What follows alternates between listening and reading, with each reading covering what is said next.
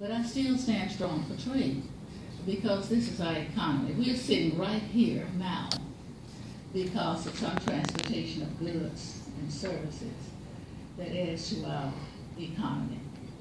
And so I will stand strong for trade and still be friendly to my labor friends because they can't get much done on transportation without me.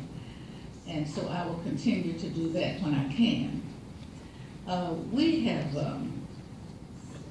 We have been able to get a lot of support for transportation issues. It just so happened that when we were in a majority, the first term, we were in a majority when President Obama was elected. In his first term, trying to deal with much of the destruction we had dealt with earlier in our economy, he brought forth a stimulus package. I was able to write most of that transportation stimulus package because of being in a majority and because of being a senior member on the committee. And Texas got most of that transportation money, and North Texas got most of that. And that's because I was in a position to pinpoint it, because we did have shovel-ready projects to go. So all of the 635, 183, all of those areas that you see out there was stimulus money. Bridges, when I was in a majority, when I went there in 1993, we were dealing with the transportation bill. I put I-30 and I-35 in that bill. But because it takes a while to get to the point of finalizing plans, by the time we were able to get it ready to go, President Bush had been elected, and he pulled that money back because of the war. But the authorization for replacing those bridges remained intact. So just as soon as we could press a little bit, that's when we got started. It's going to take another year or two to complete it. But it won't be any plugs falling out like it was doing on I-30 before we started. And I think that you will see it'll be a much more attractive area and a less bumpy ride going across those bridges. And it's not just the bridges, it is also the Trinity River itself, the dredging. How many know about whether there was flooding in West Dallas on these recent floods, or in Roosevelt? We put pumps. Okay. We put pumps to make sure we can move that water away from those homes and move it down to try to get back to a 100-year flood. Now, I didn't know what a 100-year flood was when I went to Washington. I just thought that meant you weren't going to have a flood in 100 years. But what it really does mean is the debris, the trees, the growth that prohibits that water from flowing, all of the stuff that accumulates at the bottom that takes up space where water cannot go deeper and it surfaces faster. And when it's a flash flood, it can't flow, so it splashes out. So that's what we had to correct. We had to dredge, we had to improve those levees, and we had to put pump stations to move that water so it didn't splash out. And I kept trying to tell President Bush when he told me I was chairing that subcommittee. I moved to that subcommittee for that purpose, to chair that subcommittee on water development during the time when we were in the majority. And I kept trying to explain to him that if he had allowed us to, we would not have experienced Katrina. We knew it was going to happen. All of the simulations were there because of those faulty levees. He didn't believe. So when we got to be a majority, the floods had happened 2 years earlier. I said to him, I don't want this to happen in Dallas. He laughed. We were always very friendly. I like him a lot. Just wish he was a little smarter. But I said, you know, we saw all of this on simulation what was going to happen in New Orleans, and that's happened. I don't want to see this happen to Dallas. I said, even the original Neiman Marcus will be flooded out. All of the medical school, everything down the corridor, all of that will be flooded. We don't do something about the Trinity. He said, oh, I don't believe that. I said, are you going to move back to Dallas when you finish? He said, if I can find a house I can afford. I said, will you give me the address? I want to make sure there's a trench built from that Trinity River to your front door, so that you'll be the first to know that it will happen if we don't do something about it. So we really were very friendly. So we passed that bill. He kept sending word. He even called me on my cell when I'm sitting at my desk. My cell rang, yeah, this is W. I said, who? Oh, Mr. President.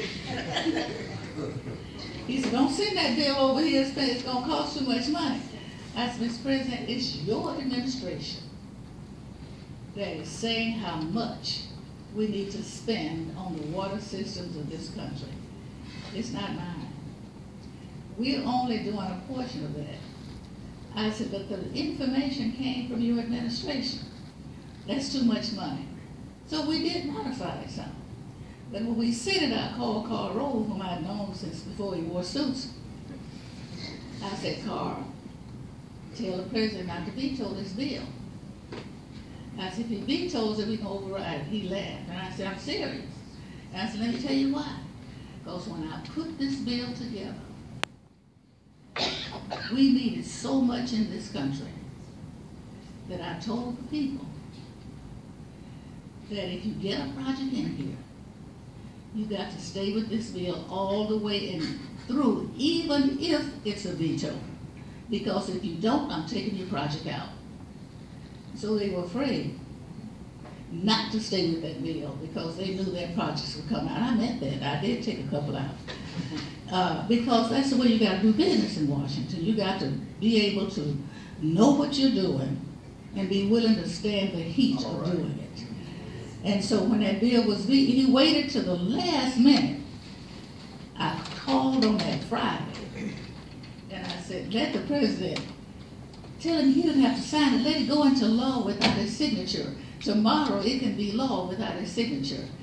And early that morning he vetoed it. I said, we're going to get an override. And that was on a Saturday. On Tuesday we overrode it. And so when I went to the White House after that, he said, there's Miss Trinity.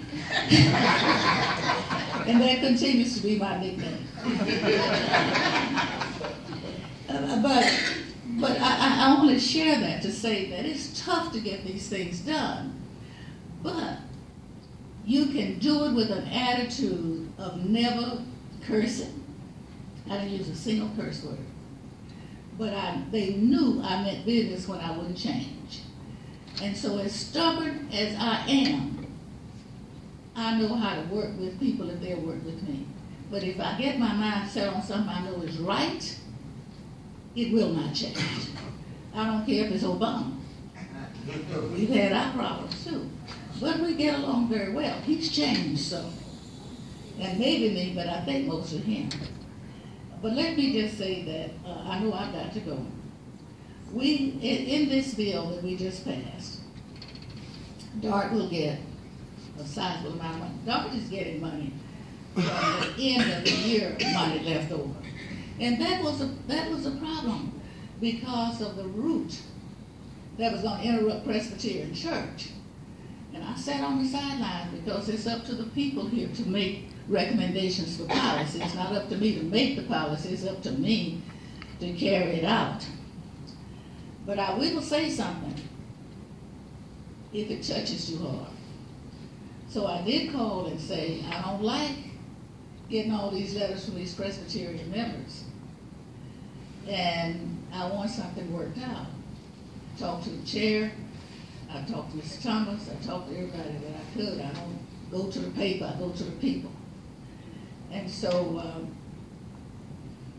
at the very last minute, when it looked like they were not going to move, I said, if you want the money, you got to respect Presbyterian. And so they did. And so I went right back and called them and said, release the money, I'm satisfied. And I don't dictate to the Department of Transportation.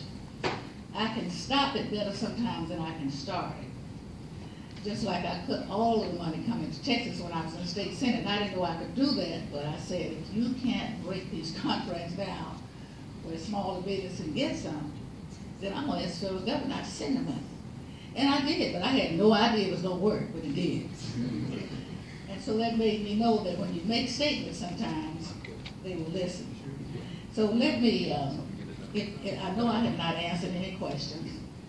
If you have questions, if you will get them to my office, I will try to answer them. I'm sorry I don't have much more time, and I'm sorry I didn't get a chance to answer your questions. But perhaps I can come back at another time. I see them out there. But I'm going to have to leave to get downtown for an appointment that I've had a while. But when Charles Rose said we meet on Fridays, when you can be there on a Friday, this is a Friday that I couldn't be here. Next Friday, I had to change my open house. I'm due to be in Paris, France.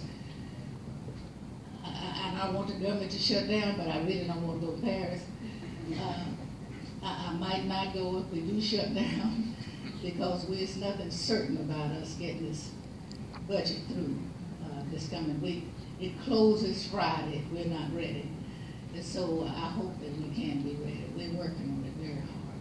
And the work goes on, primarily with staff, even when we're not there. We're back and forth on the phone, but the work continues. But the biggest part that I had firsthand to do with was the transportation bill to get it done. I did object the first time around to defense, because every penny had gone into defense and nothing into any human programs. And so the president did veto it, and so we redid it, and it's been resubmitted.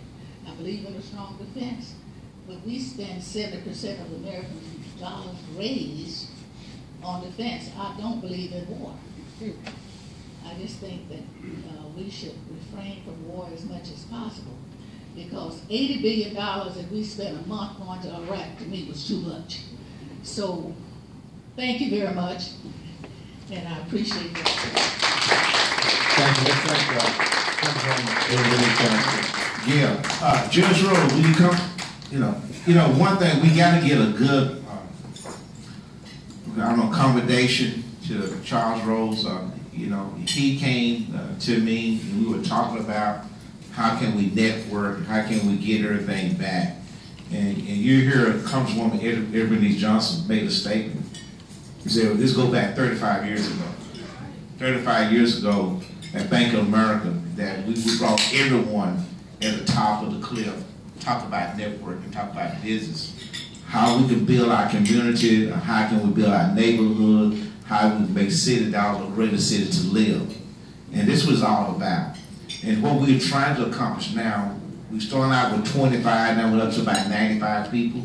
Now we're going to be very, very selective on email blasts. We got 12 open next year for speakers.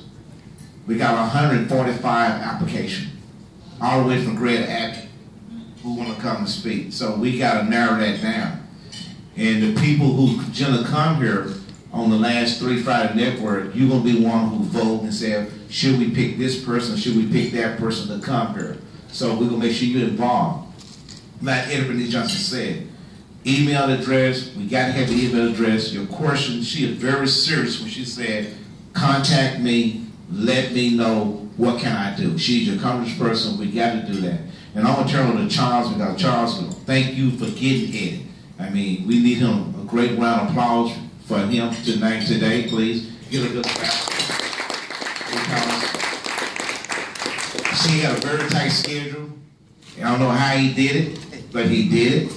Because he Judge Rose. Here, and she's supposed to leave at 12 o'clock sharp, and she leaves at 12:20. And so that going to show that our respect for Charles, for Judge Rose, and for this network. It's just, thank you, Janelle. It is indeed a pleasure.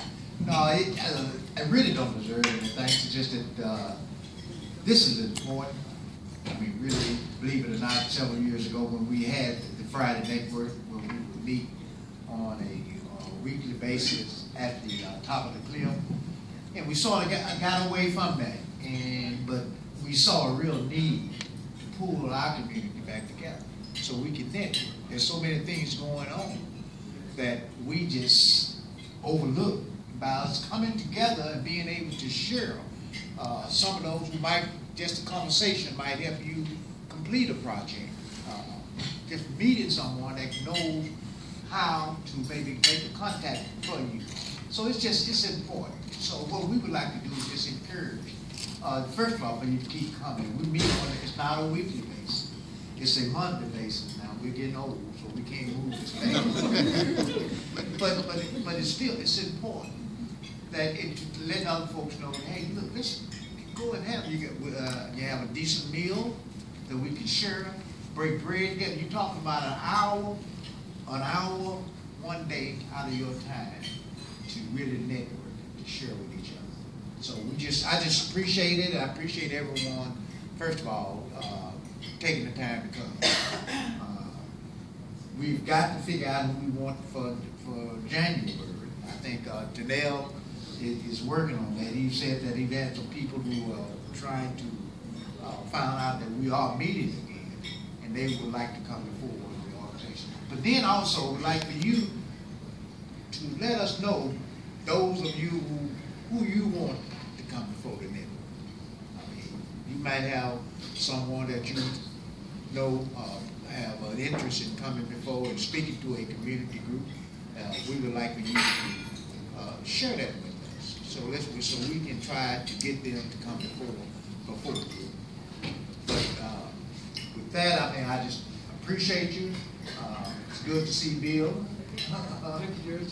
But one person that I would like to show, when we was working with the Friday Network years ago, a lot of people didn't realize, but Don Hicks, our councilman, Don and I go way back when he was a rebel router. Rebel router. Now he's just an old rebel router. But I always like to think Don is, to me, is one of the most intelligent lawyers we have in this city. And I always like to recognize him. With that, I'm going to turn it back over to the next. Good things, believe it or not, transportation, if you drive down Highway 67, and you probably saw there was some construction work from Camp Wilson to Redbird to add another lane to get there. And to do that now, we probably got over 175,000 people go north and south down 67. And now they're talking about to do a managed lane, which is going to be a toll road. But now it's not going to be a toll road, it's going to be a free managed lane down 67. One thing that we did for textile, we talked about that we did manage that you be able to get into that managed lane between Camp Wilson and Redbird. At first, you were not going to be able to get in that managed lane until you can see the hill. So the community came together to talk about what is going on. And that's part of the network here. We talk about Southwest Center Mall. There was a meeting this past Tuesday, Southwest Center Mall, with a new developer there. There also will be a community meeting on December the 17th at Pope Wilson Library. We will give you the information about that meeting. And in the meeting that we had at Southwest Center Mall, it was Councilor Everett Wilson and Peter Brosson talking about it, but now we want the city staff to come out, which would be Carl Zavakasa, who is Trade Economic Development. So we did say in this meeting, in this Friday Network, we want to talk to the people who actually make a decision, the people that we will hold accountable for. I know we got our council people, they're political, not political, but we want the people who actually make the decision, who actually present the proposal to council, to the community. We know what's going on. So anything gonna be developed in this area, around the airport, southern Dallas, or even in Dallas, we want to hold those people accountable for what is going on. We don't want to talk to the secretary. We want to talk to the same person. Like Congresswoman Edward Denise, who came here today, we can talk to her and ask her a question. We had Casey Thompson here before that day, and we opened up with Clay Jenkins, the judge here in Charles Road. We got quite a few people who is lined up to come here, but we want to make sure that we talk to the people who make a decision. And I thank Chief Garrett and Constable Garrett for coming. You know, Precinct 1. If you don't know about Precinct 1, that's who run that. And I also thank you, Chief Kelly, for coming. They're having a Christmas party next week. Oh, Gary, you want to come come on in? up this way. You know, I know they've been doing this for years, every year for I don't know how many years about the Christmas party. You know, it's amazing. You know, Darrell Everything, the former constable Darrell Everything for coming. And they generally have this Christmas party every year. And the community don't know what they do and how to do. When you just talk about it a little bit, tell what's going on. I'll be good. Right. Yeah, yeah, we're gonna have our annual Christmas party. This party was put on probably about 10 years ago. Constable Adams started, and we gonna continue going. It's gonna be next Friday, the 11th. We said 11 to 2. Sometime it might go past 2 o'clock, but the only thing is required for you to bring is a canned good. We're doing that for the homeless. We bring canned goods, bring a canned good and appetite. We're gonna have plenty of food, and that's all you gotta do is come and enjoy yourself. It's open to the public. So it's gonna be from 11 to 2 o'clock on next Friday, the 11th. So I appreciate seeing some of your faces there. Thank you. And another thing is, if you don't know Joe Kemp, please stand, Joe. Now, the reason why I say this, you know, for us to know what's going on in the community, this was a guy. Go ahead. I can give them the address, 7201 South Polk Street. 7201 South Polk Street, right at the corner of Polk and Camp Wilson. Polk and Camp Wilson. Mr. Kemp came to the city of Dallas. I mean, we talked to Kroger's, we talked to H-E-B, we talked to every grocery store that you can think of. Every grocery store. And we could not find a grocer to come in Southern Dallas. When we said Southern Dallas, we're talking about on Bonneview and Camp Wilson. Bonneview and Camp Wilson is part of the corridor, the educated corridor. If you put a dot in the center where his grocery store is coming in, you probably got roughly maybe 50 to 60,000 people there. And a closest grocery store there, it may be 3 to 5 miles. And you look at Wilmer and Hutchinson, you don't have a grocery store. And in the Inland Port, everything growing, you know, Trey, you know, everything growing out there. Wilmer Hutchinson Elementary School, we just adopted our school about 2 months ago. The school is overcrowded now. You know, they built an elementary school there now. They had a capacity of 600. Now they got 1,000 kids there. Now they got to build another elementary school. But Mr. Kemp came to the city rescue. And not only that, he brought in Save-A-Lot there, but he also put his own money, invest into that product, into the neighborhood. So that's why I said, thank you, Mr. Kemp, for coming there. You didn't have to do that, but he came there. And now we got a grocery store there. And beside that grocery store there, we got dark rail line. I don't know what they want to know about a new dark rail line going into UNT. 5 years ahead of schedule. 5 years ahead of schedule. And we were talking to Michael Morris in transportation. He said, it's a shame that a dark rail is in front of transportation. Right. We are way ahead of transportation. So therefore, you be able at UNT to get on the train with one transfer downtown to go to DFW Airport for 250 cents.